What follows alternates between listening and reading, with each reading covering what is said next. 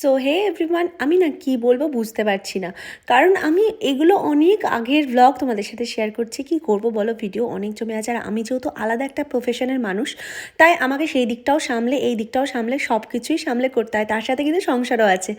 যাই হোক, ওখানে আমি দীপঙ্কর রান্না করছিল, ওখানে আমি দেখছিলাম দুপুরবেলা, আর সন্ধ্যেবেলা চলে এসেছিলাম আমি কৃষ্ণনগরের বাড়িতে। সেখানে এসে আবার আমি রান্না করছি। সুন্দর হাস্যকর না ব্যাপারটা?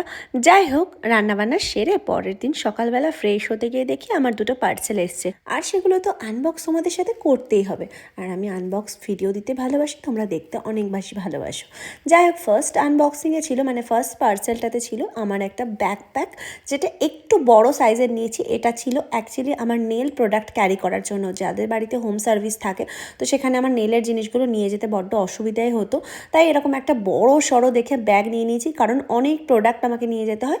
ব্যাগটার কোয়ালিটি যদি বলি, আমি বলবো